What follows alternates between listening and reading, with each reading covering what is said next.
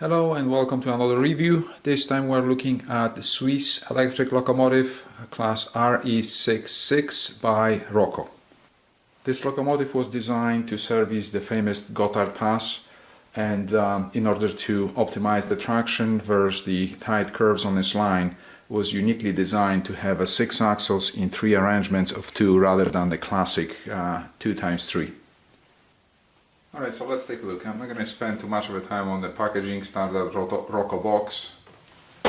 Inside 3 manuals, included list of spare parts, and a pouch with small parts. We're going to take a look at them later on. So starting from the rooftop,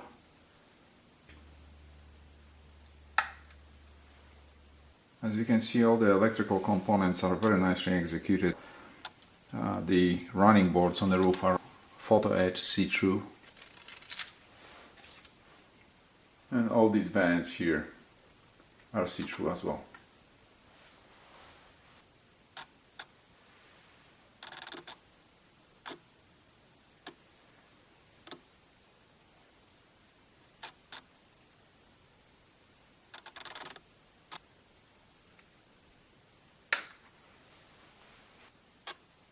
The overall appearance of this model is fantastic. There's pretty much no point to talk about quality of paint or the finishing. With maybe one exception, from my perspective, is the finishing on the bogies and side frames and the suspension elements. I see them as slightly too plasticky for my taste. I wish they were finished maybe a little bit more flat. On the other hand, I absolutely love the execution of some of the markings and the classification numbers with that high gloss chrome-like plated paint. The clarity and the finishing of the windows is absolutely exceptional, and actually is to the point where when you receive the model, there's a paper strip wedged between the windshield wipers and the windows, protecting the front windshields. The windshield wipers are, as you can see, photo etched, and they look absolutely fantastic. This model is 99.9% ready to go straight from the box, with the exception of 2 parts, which are small electrical connectors. They are included inside the pouch with small parts, and one of them needs to go here, and there's another one on the opposite side. Other than that, you have the partial front plow if you want to run couplers on the front. I have already flash mount replaced. However, included you have a second set of scale plows if you decide to replace one of them and run coupler on one side. Of course, in this configuration you have only partial air hoses. However, there's a whole set of additional hoses included. There's also an additional set of side mirrors, which are right here. Right now they are folded flat to the body panels. If you choose to have them in open position, there's another set included. And here's the whole set of all the small parts included with my model. You have the mirrors here, the full-size plows, electrical components and scale connectors, harnesses for train heating. Some of these parts don't necessarily belong here with this locomotive, like for example some of the steam heating from steam locomotives sets, and I've seen them included with steam locomotives before, but looks like this is just a standard set plus some additional parts specific to this locomotive. Now, one more thing I would like to mention quickly is all the small parts, which is industry standard, are nowadays pressed in. They're not necessarily glued or snapped in, and my model arrived with 2 of the headlights lenses missing. I found both of them, fortunately. One of them was inside actually the model, attached to one of the gearboxes. They are barely pressed in, and they are not really sitting well in the main body. They are very prone to fall out. I ended up gluing mine in, adding just a touch of glue from inside, and just simply pressing the lenses back in and making sure they are secured and they are not falling out. I have another piece missing also on this locomotive, is on the suspension. You can see right here this set of stabilizers, which are right here, is missing. And again, same story, this is just pressing part, and I assume what happened is just during the transport this part just simply disengaged and went lost somewhere. Alright, so let's talk about the drive now.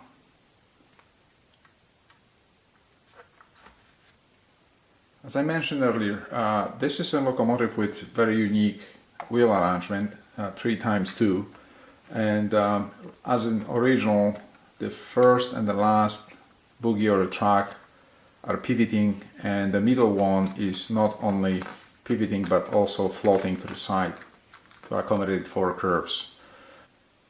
The model is powered from a first, second, fifth and sixth axle. Same thing is with electrical pickup.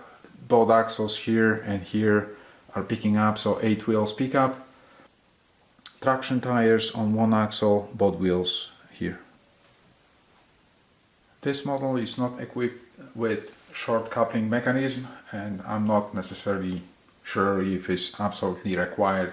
You can see the pivoting point here, that's the index point for the coupler adapter, which is right here under this metal plate. If you want to replace the coupler, unfortunately you have to take these 2 screws out, open the drive. There's a small adapter right here, you have to take it out, snap the original HO scale coupler out, install the new one of your choice, then put it back in and close the drive. So in short, there is no easy way of just simply snapping in and out and replacing couplers. So let's take a look inside. Before you open the model, you have to remove the buffers. Just gently pull them out. 1, 2.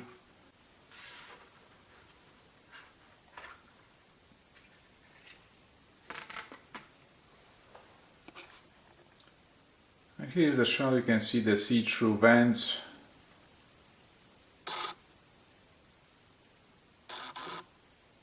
So industry standard all metal chassis with some of the machine room and electrical cabinets elements printed and executed here on the side. You can see them through the side windows, which is really nice touch.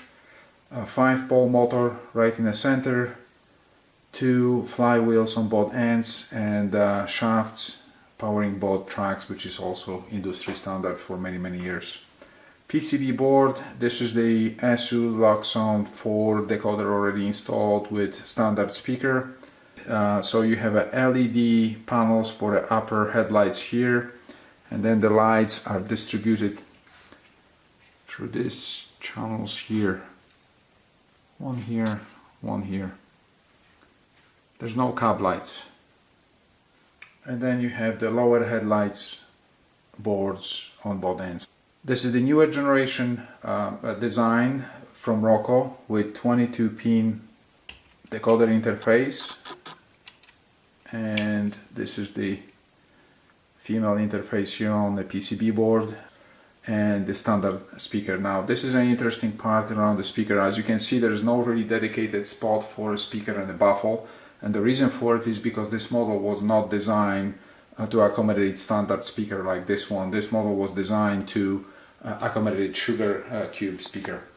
If you take a look in the manual, there's a clearly sugar cube and the baffle here, and the way of snapping them on the board right here mentioned. Now if you decide to go with installation of standard ESU speaker, you can, just like I did here. I just used a piece of double-sided tape to attach the speaker to the PCB board. Here's the spot for the sugar cube speaker. You can see these 2 notches where the baffle will snap in. Now one thing you have to watch for are these 2 resistors here. Disadvantage of this installation is there's no space to allow for actual full-size baffle. You cannot squeeze the baffle in this locomotive. You have to just install speaker alone, which means the sound is going to be a little bit on a high pitch level. I intend to replace this speaker with a sugar cube speaker at some point.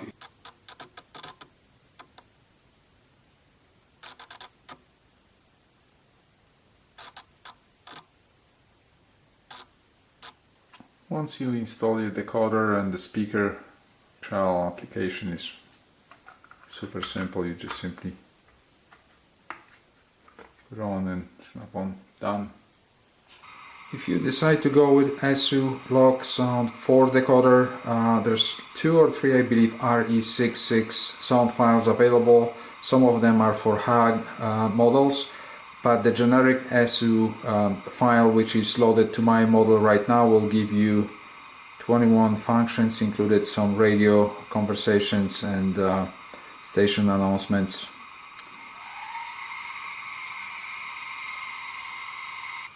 And of course, one of the advantages of having 22-pin decoder is the ability of switching and programming lights. So I have them mapped out right now. You have all 3 of them turn on, and then I can turn on just the one light. And the red lights, I'm switching the directions right now, are completely turned off. According to Roco, you can install either 22 or 16-pin decoder in this locomotive.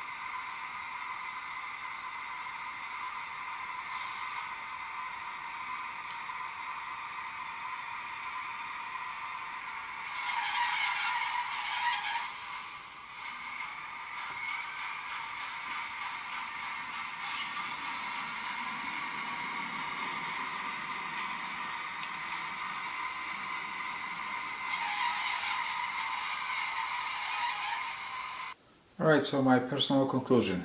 I think it's an excellent looking model. I'm glad to see Roco the way I remember it used to be, where every single time you were buying a product from them or model from them was an experience.